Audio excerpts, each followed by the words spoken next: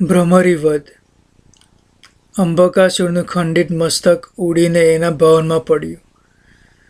આ સમયે એ મહાદૈત્યની માતા ભ્રમરી સુવર્ણ શૈયા પર શયન કરી રહી હતી.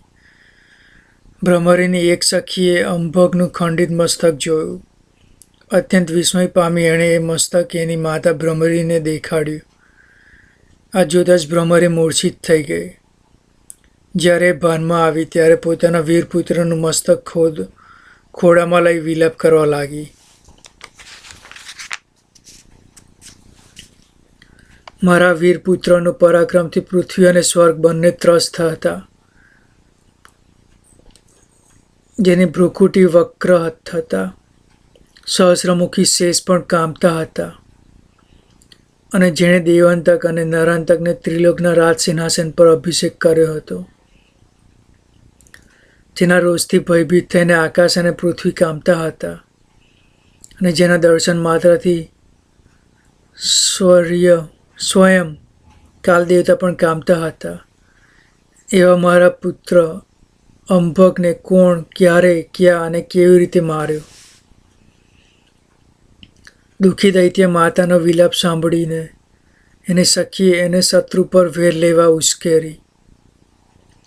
ક્રંદન છોડીને ક્રુદ્ધ ભ્રમરી ઊભી થઈ ગઈ અને એણે આજ્ઞા કરી, મારા પુત્રનું મસ્તક તેલમાં રાખો. હું અત્યારે જ કાશી જાઉં છું. ત્યાંથી શીઘ્ર હું અદિતિના પુત્રનું મસ્તક કાપીને લાવીશ. પછી એની સાથે જ મારા પુત્રનો અગ્નિ સંસ્કાર કરીશ. ક્રોધિત નાગણીના જેમ ફૂંફાડા મારતી ભ્રમરી કાશી જવા નીકળી. માર્ગમાં ભ્રમરીએ પોતાની કપટ યોજના વિચારી લીધી. ભ્રમરીએ દેવમાતા અદિતિનું રૂપ ધારણ કર્યું અને કાશીરાજના રાજભવનમાં પહોંચી. એ સમયે મહોત્કટ વિનાયક તો બાળકો સાથે બહાર રમતા હતા. મહાપ્રતાપી મહોત્કટની જનની વેશમાં ભ્રમરીનું અત્યંત ભાવભર્યું રાજભવનમાં સ્વાગત થયું. કાશીરાજના મહારાણી અત્યંત ભક્તિથી એમને ચરણોની પૂજા કરી અને શ્રદ્ધામય ભાવનાથી એમને પ્રણામ કર્યા. એમના ચરણોમાં બહુમૂલ્ય વસ્ત્રો, આભૂષણો અને અલંકારો નિવેદિત કર્યા. પછી પ્રેમમય વાણીમાં એમને કહ્યું, આજ અમારા ધન્ય ભાગ્ય છે કે આપ જેવા મહિમામયી દેવીના દર્શન થયા. અમારે ત્યાં વિનાયક ન હોત તો આ કેવી રીતે સંભવિત થાત?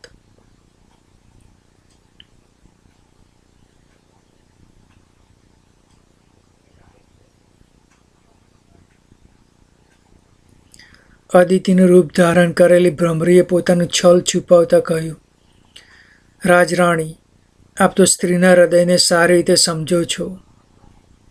મહોત્કટને અહીં આવ્યાનો ઘણા દિવસો થઈ ગયા હતા. એના વગર હું અત્યંત વ્યાકુલ થઈ ગઈ હતી, એટલે હું અહીં દોડી આવી. રાણીમાં, મારો મહોત્કટ ક્યાં છે? એને જલ્દી બોલાવો.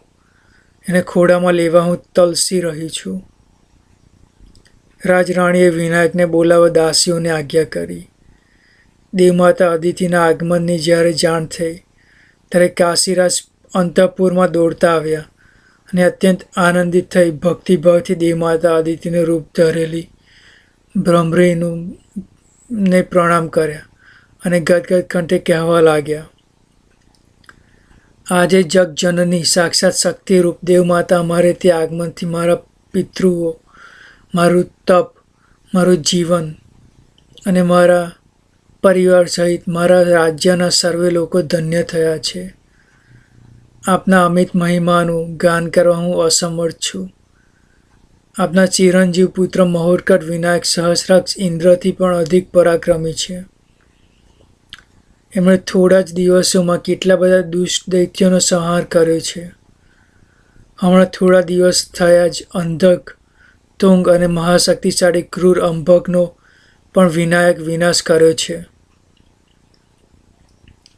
પોતાના પુત્રના વધનો ઉલ્લેખ સાંભળીને ભ્રમરી ક્રોધથી ઉન્મત્ત થઈ ગઈ અને એના હોઠ ફફડવા માંડ્યા. પરંતુ પોતે અદિતિ રૂપમાં હોવાથી એણે પ્રયત્નપૂર્વક પોતાના મન ઉપર નિયંત્રણ કર્યું. કાશીરાજે આગળ કહ્યું, વિનાયક અહીં સુખચેનથી રહે છે. એમને લીધે અમે સૌ આનંદ અને પ્રસન્નતાથી રહીએ છીએ. ખરેખર અમારું સૌભાગ્ય અવર્ણનીય છે. આપ થોડાક દિવસ આતિથ્ય સ્વીકારો. યુવરાજના વિવાહ પરિપૂર્ણ થશે એટલે મહોત્કટ સહિત આપને કુશળતાપૂર્વક આશ્રમમાં પહોંચાડી દઈશું. ભ્રમરીએ કહ્યું, રાજન, આપ કેવી વાત કરો છો? પુત્ર વિયોગ આપ કેવી રીતે સમજી શકો? મહોત્કટ એકલો અમારા સિવાય અહીં કેવી રીતે સુખપૂર્વક રહે? એ સમયે બાળકોએ વિનાયકને એની માતાના આગમનનો સંદેશો કહ્યો અને વિનાયક દોડતો દોડતો પોતાની માતા પાસે પહોંચી ગયો. અદિતિનું રૂપ ધરેલી ભ્રમરીએ વિનાયકને પોતાની છાતી સરસે ચાંપ્યો અને અશ્રુપૂર્ણ આંખે કહેવા લાગી, અરે નિષ્ઠુર વિનાયક, તું કેટલા બધા દિવસ તારી માતાથી અડગો રહ્યો છે. તને ક્યાં ખબર છે કે તારી પ્રાપ્તિ માટે પ્રાણ અર્પીને કેવી ઉગ્ર તપસ્યા કરી હતી. તારા વગર એક એક દિવસ મને એક એક કલ્પ જેવો લાગે છે. તારા વગર હું વધુ રહી ના શકી એટલે તો અહીં દોડી આવી. આમ કહેતા કહેતા ભ્રમરીએ વિનાયકને ખોળામાં બેસાડી એને ખાવા લાડુ આપ્યો. વિનાયકે લાડુ ખાઈ ગયો. વિનાયક અને માતા અદિતિના સ્વભાવથી અને એના વાત્સલ્યથી સુપરિચિત હતો એટલે ભ્રમરીનું છલ સમજાઈ ગયું. એટલે વિનાયકે ફરી એક મોદક માગ્યો. ભ્રમરીએ તરત જ વહાલભરી રીતે બીજો મોદક વિનાયકને આપ્યો. અત્યંત ચતુર વિનાયક ગંધ માત્રથી સમજી ગયો કે એને આપેલો મોદક ઝેરી છે.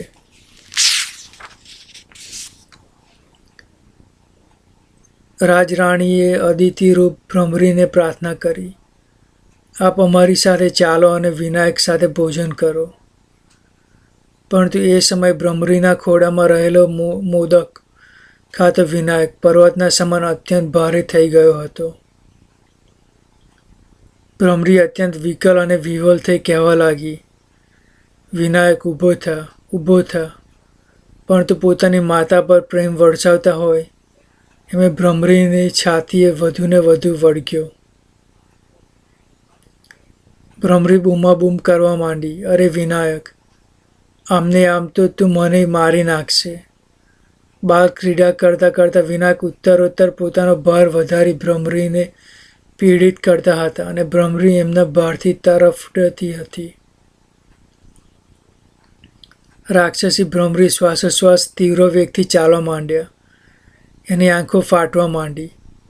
આ જોઈ વિનાયકના બાલમિત્રો વિનાયકને ભ્રમરીની ગોદમાંથી ખેંચવા લાગ્યા અને કહેવા લાગ્યા, અરે વિનાયક, તું આ શું કરે છે? ઊભો થા, ઊભો થા, નહીં તો તારી મા મરી જશે. અરે ખરેખર આવું અવિચારી કામ શું કરવા કરે છે? તારી માતા મરણ પામશે તો તું તારા પિતાને શું જવાબ આપીશ?